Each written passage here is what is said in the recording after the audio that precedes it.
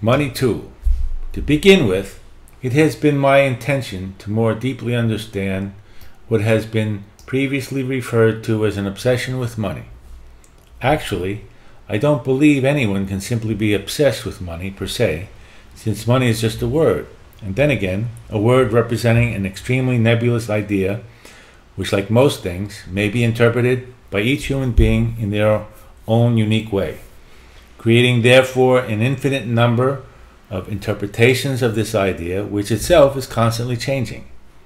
To get a better idea of what I see here and described, imagine a tool, such as a spoon, that when it is picked up, in whatever manner an individual chooses to pick it up, begins to change its shape, material, composition, and actual use.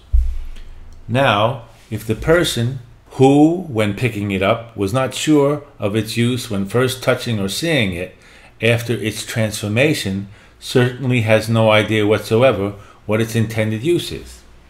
Here is where, without any effort on his or her part, the person who is intended to use the tool begins to add his or her interpretation to the idea of just what the tool is, how it can be used, and along the way, what it is continuing to change into. Therefore, it is clear that I have never had an obsession with money in any shape or form, but a distinct curiosity as to what it is at any one point, what it is changing into, and most importantly, just how to use this ever-changing tool. It would seem, from one perspective, that a tool such as our previously mentioned spoon, or a wrench, or a toothbrush will remain a viable tool only as long as the person using the tool, or to use the tool, is in possession of it. Money, in a different sense, once it is used, no longer is in the possession of the master craftsman. So in this sense, it has changed its shape or form, or shape and form instantaneously and simultaneously with an exchange, clear cut. Whereas an agreement or payment over time lessens the immediacy of the transformation, but in general increases the amount or size of the tool becoming expended. Now what happens, for example, if full payment is never made and only part of an amount is collected? Does this mean that less or a smaller quantity has accomplished what more was originally intended to do? Non-payment or falling in arrears definitely can have the effect of putting to work an enormous number of people, whereas payment on time or at the exchange point or point of purchase would never have triggered and thus employed so much labor as is described above. So here, what I am saying is that the absence of all or part of the tool is causing, in a sense, more results. Now, how about credit cards, where the tool is not present at all, just the promise that the tool will materialize at some later date and in a larger quantity or amount than originally borrowed?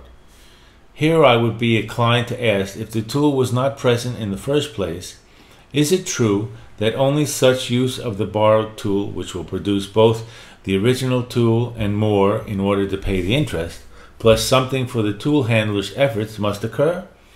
Of course, this can be done and done very well, but the tool handler's consciousness as to his intentions, time frame, and his collection of the tool in order to produce the desired results within its desired time frame must all be taken into consideration and watched, each element together as an entire picture. Bingo!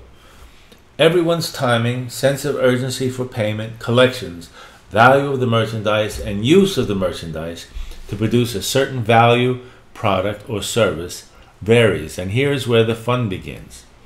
Since there are an infinite number of interpretations as well as values as to how and how much of the tool to use at any number of infinite moments, a harmonious activity involving this tool known as money must be rare. Therefore, the disharmony caused eventually by this tool only adds to its pronounced perceived importance and therefore increases the awareness attributed to it. Can this be avoided in any way?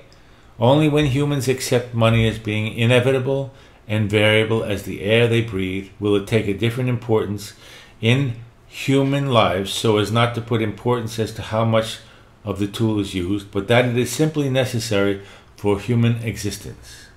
Thank you.